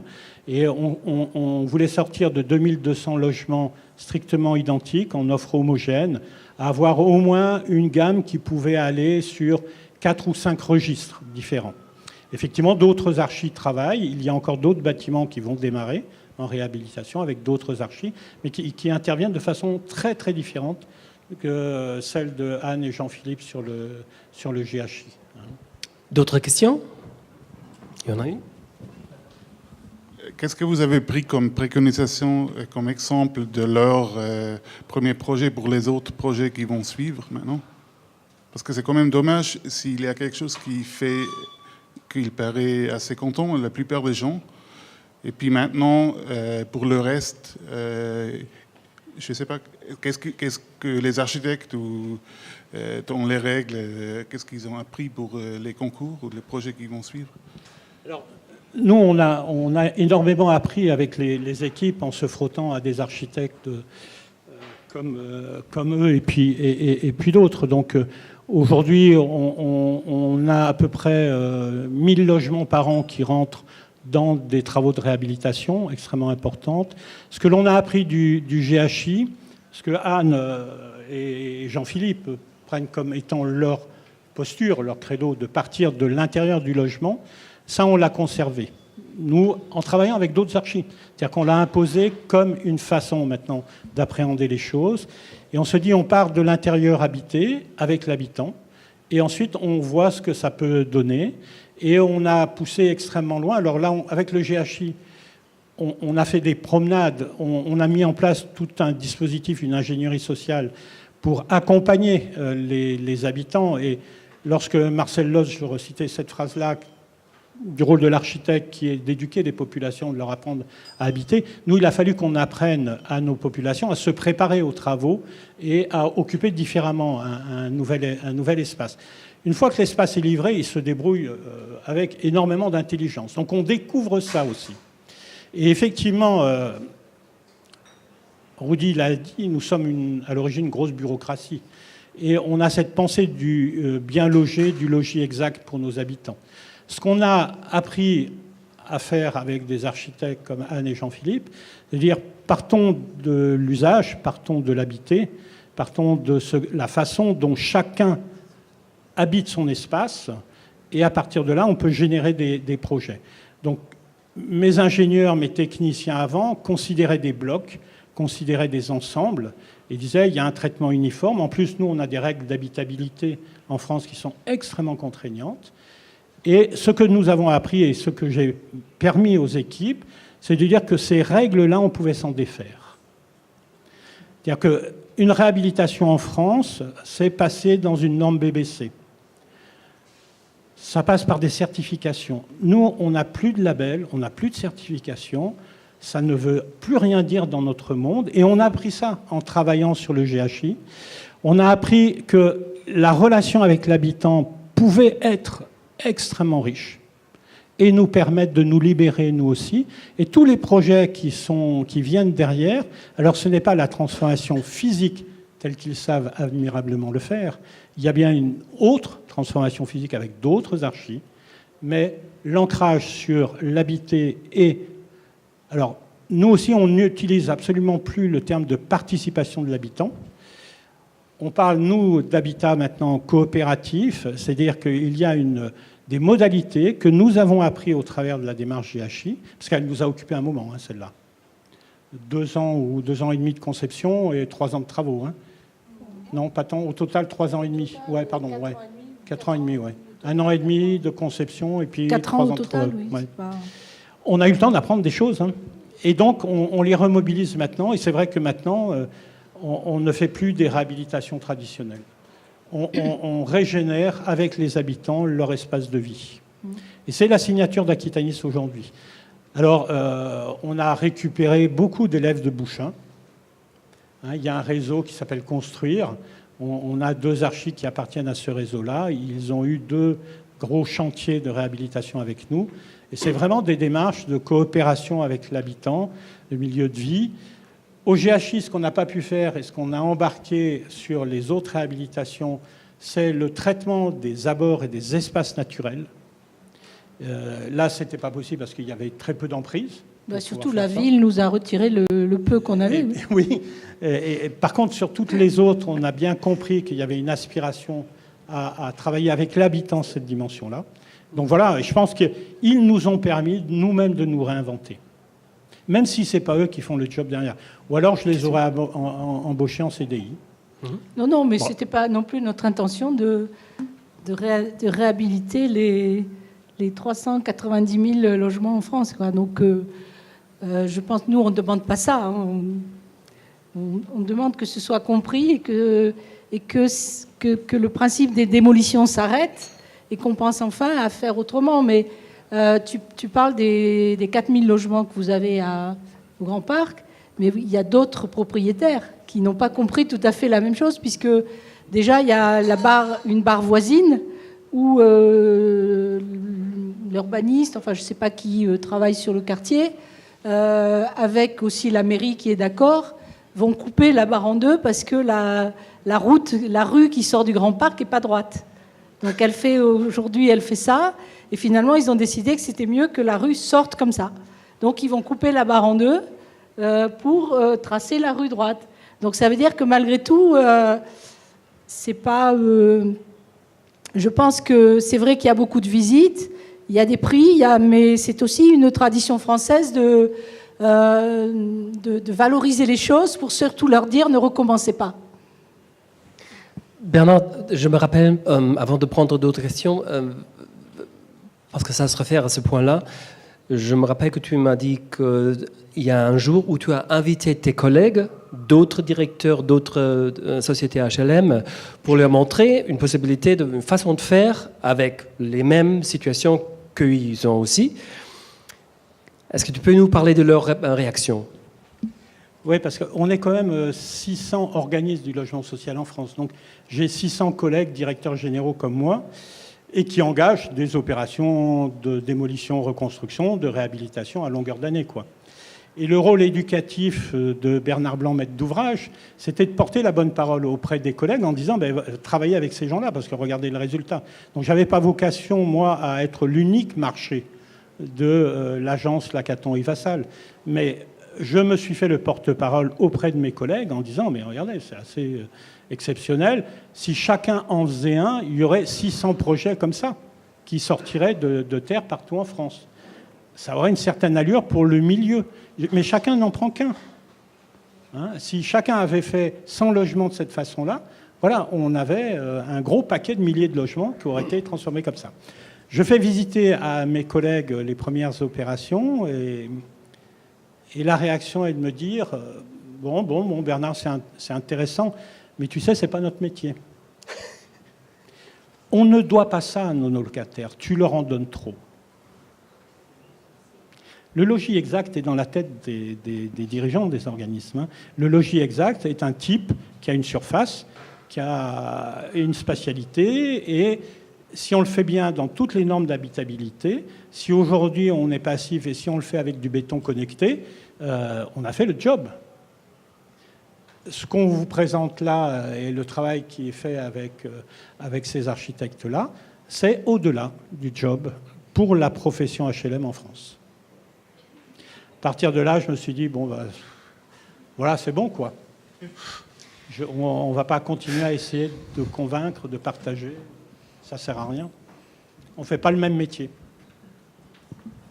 Est-ce que j'ai bien compris que vous n'avez rien fait à l'intérieur de ces appartements?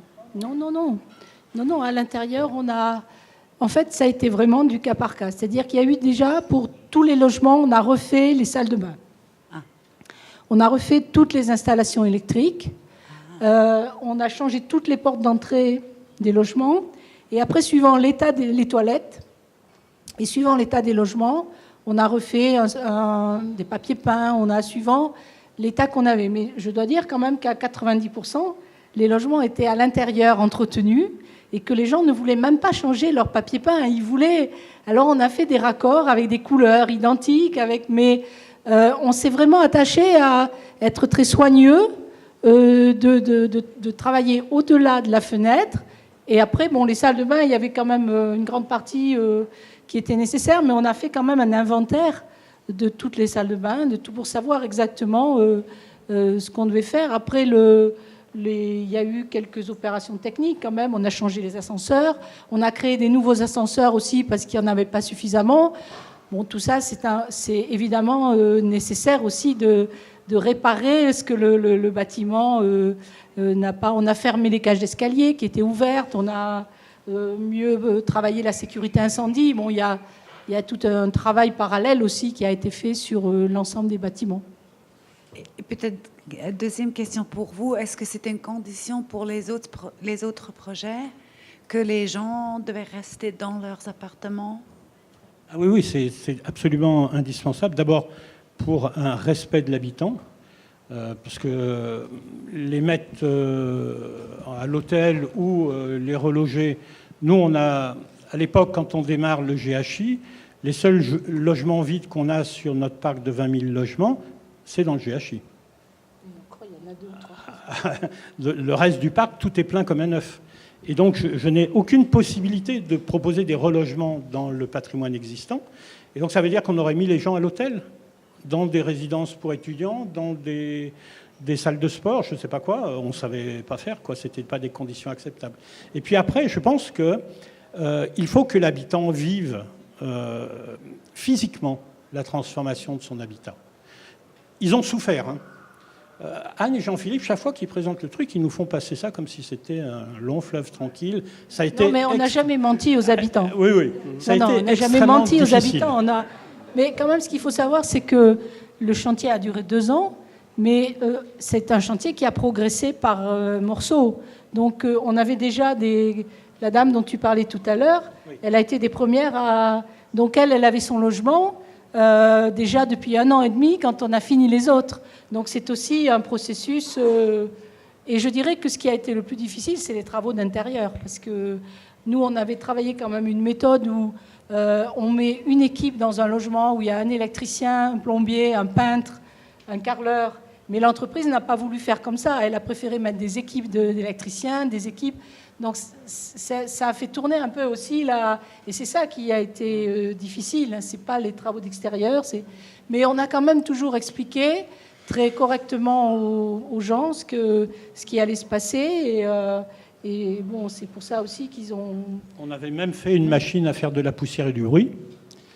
Pour leur montrer les conditions qui allaient être les leurs. On a fait un prototype en fait. Ça allait on a être fait un très prototype, dur. oui. Oui. Et le meilleur. La meilleure chose qu'on ait eue, c'est des paroles du type d'une femme qui aussi, là, habitait dans le GHI depuis 25 ans. Et à la fin des travaux, quand on lui dit alors, qu'est-ce que vous avez vécu et qu'est-ce que vous pensez de votre nouveau logement, elle dit, bon, ça a été dur. Hein. J'ai souffert, hein, vraiment. Vous m'avez mené une vie difficile là, pendant plus de 2 ans. Mais quel bonheur. Là, Je pense qu'il faut souffrir pour accéder au bonheur. Non, mais surtout non, mais je pense que les gens disent ça aussi. Mais ce qu'il faut savoir, c'est que, par exemple, il y avait beaucoup de personnes à la retraite qui attendaient vraiment l'horaire d'ouverture du chantier pour appeler les ouvriers parce qu'elles avaient préparé le café, les gâteaux. Donc c'est ça aussi, c'est un échange. Et je pense que si on regarde vraiment du point de vue même strictement de chantier, les habitants, c'est aussi une protection du chantier. C'est-à-dire que dans toute la durée du chantier, on n'a pas eu de vol, on n'a pas eu d'incendie, ou très peu, alors que le cas de Saint-Nazaire, où il y avait pratiquement plus d'habitants, où vous avez vidé le bâtiment, on n'a eu que des problèmes, on a eu des incendies, on a eu des squats, on a eu des vols, Donc avoir les habitants sur place, c'est la meilleure protection, et aussi ça oblige à travailler une méthodologie qui est extrêmement précise, et il ne faut pas s'écarter, et tous les jours, les ouvriers, ils savent qu'ils doivent faire ça. Et d'ailleurs, c'est une discussion qu'on avait eue au départ avec l'entreprise. Comment échapper à la routine qui fait qu'on oublie la méthode. Donc, ils ont changé plusieurs fois les équipes pour être sûr qu'il y avait toujours cette vigilance.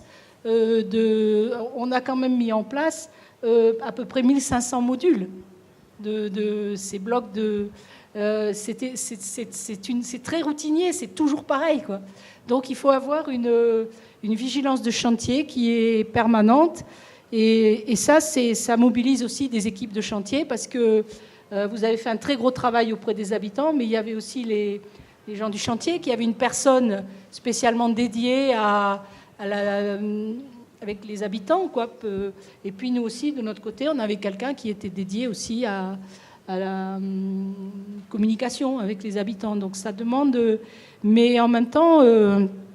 je pense que quand même, comparé à des chantiers neufs, ça n'a pas été plus dur, ça n'a pas été plus long. Bon, voilà, après, tout n'est pas parfait, évidemment. Mais je pense que globalement, c'est quand même une belle expérience. Ta question a été répondue, Christine? Ok. Monsieur Izeli. J'ai une question concernant le contexte national dans lequel vous opérez.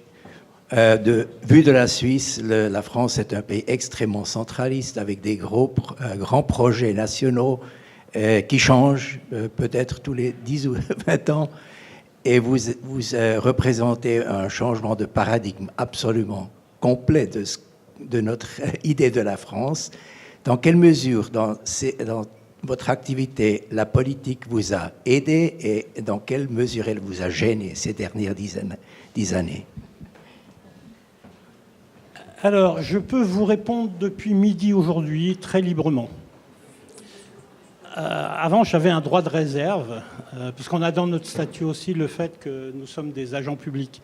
Je suis un contractuel de droit privé, mais comme je dirige une entreprise publique, j'ai un statut d'agent public, donc un droit de réserve. Donc je ne peux pas dire n'importe quoi de ces foutues politiques françaises du logement. Moi aussi. Je pense que c'est absolument... Alors, je vais tâcher de choisir un mot qui peut être traduit dans toutes les langues, catastrophique.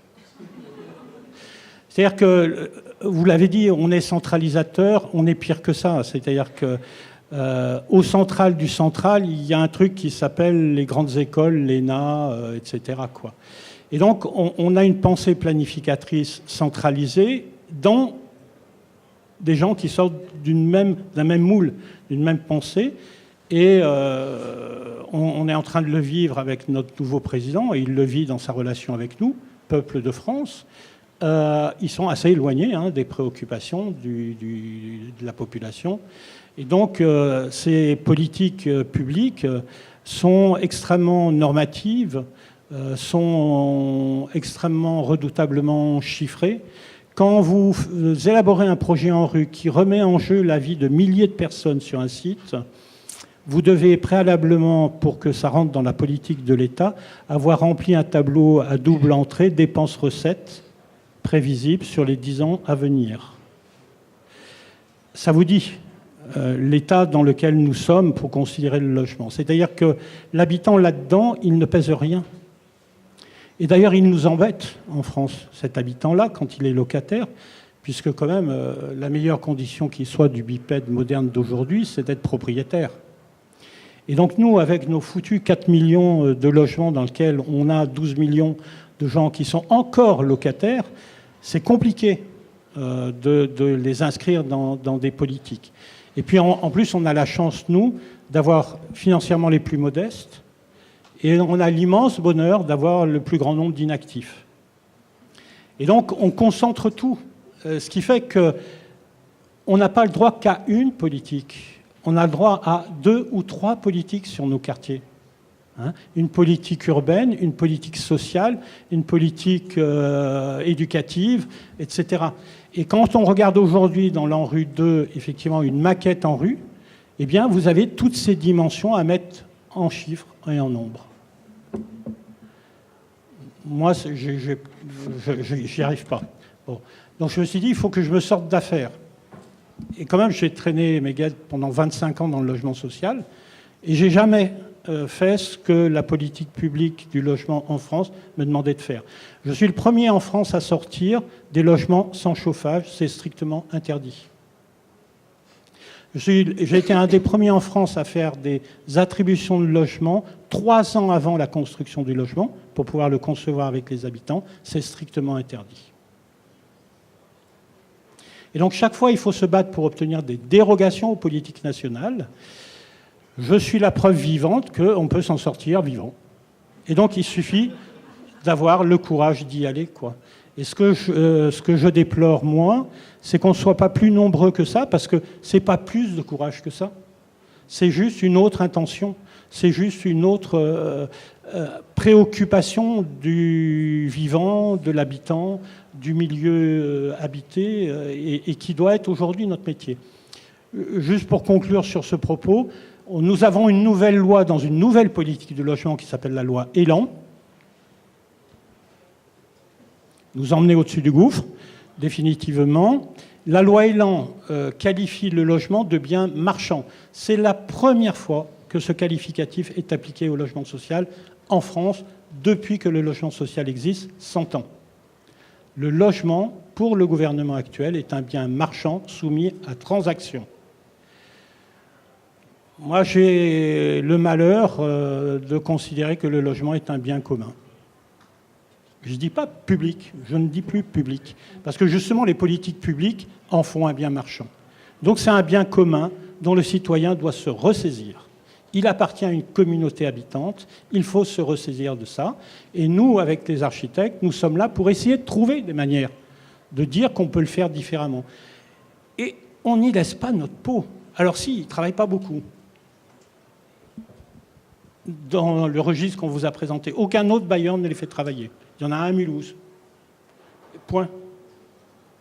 Voilà, et moi, aucun de mes collègues ne me suit. C'est la seule perte en ligne que nous ayons, quoi. C'est-à-dire qu'on ne fait pas école.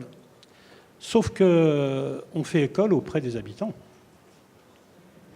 Et c'est là-dessus que moi je compte qu'à un moment donné, il y aura un retournement de situation, parce que ce sont les habitants qui diront « il y a basta de vos politiques ». Okay. Je dirais sur votre question, je suis d'accord qu'on a des politiques qui sont extrêmement loin de la réalité Mais ce qui nous sauve un peu, c'est qu'on a aussi la culture de la contestation. C'est-à-dire qu'à peine on a une règle, que la première chose, c'est qu'on a envie de la contester. Et tout dans notre culture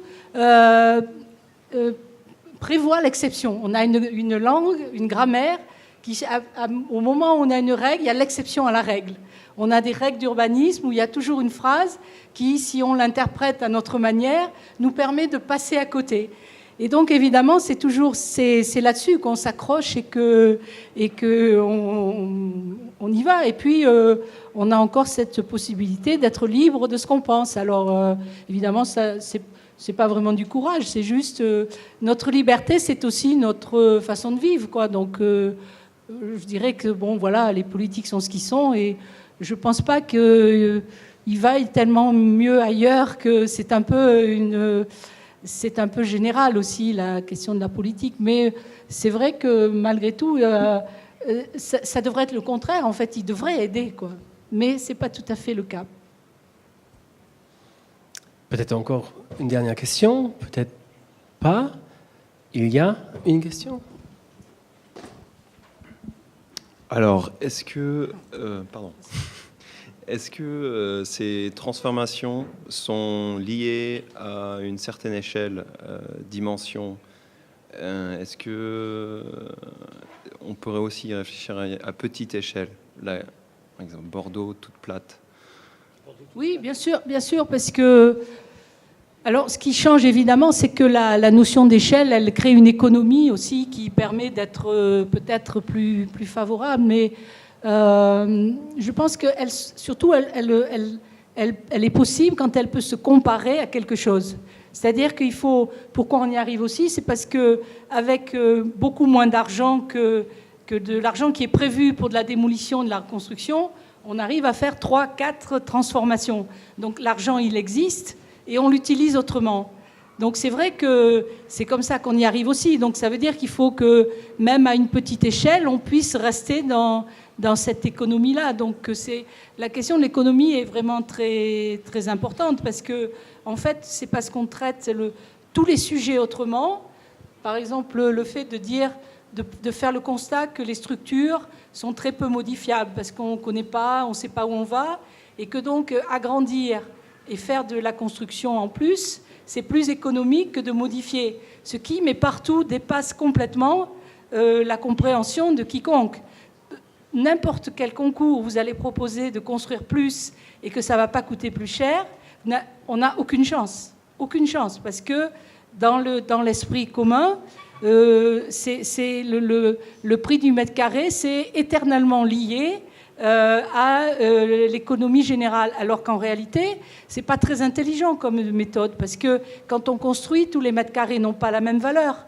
Donc ici, on joue sur toutes ces choses-là, mais c'est vrai qu'il faut accepter de se débarrasser de toute convention et dire je repars de rien et j'ai simplement des éléments devant moi et comment je peux les réassembler pour faire autrement. Avec évidemment toujours les résultats, qu'on doit être bon sur le plan énergétique, que les structures doivent être solides, que la sécurité des gens est assurée.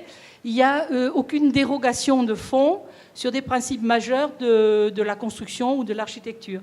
C'est simplement qu'on a envie de le faire autrement parce que les règles d'aujourd'hui ne nous conviennent plus. Donc c'est simplement ça.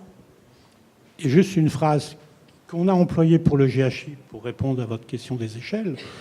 On a dit depuis le début du projet que le GHI était 530 fois la maison La Tapie. Vous savez, la maison que Anne vous a présentée avant, avec son extension en polycarbonate. On a dit que c'est 530 fois cette unité de vie, qui est une petite maison à l'échelle de l'échoppe bordelaise, quoi, hein. Et donc, il n'y a pas...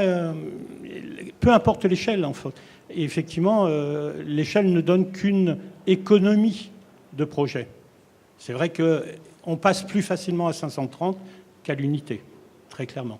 Mais nous, on est en train, enfin, pas sûr non plus, on est en train de le faire sur 350 maisons individuelles, une cité-jardin des années 50 que nous avons dans Bordeaux, sur le même principe que le GHI. Et là, on travaille à l'unité. Et on se rappelle, le prix du GHI, c'est 60 000 € par logement. Et là, à l'unité de la maison individuelle, on est à 40 000 euros. Donc même à l'unité de la maison, il y a une économie de projet si on travaille de cette façon-là. Et on applique exactement la même chose que ce que nous ont appris Anne et Jean-Philippe avec le GHI. C'est exactement la même démarche. Je dirais, après 2 heures de présentation des discours, nos deux personnalités de ce soir ont desservi une pause. Et un grand merci. Anne Lacaton, Bernard Blanc.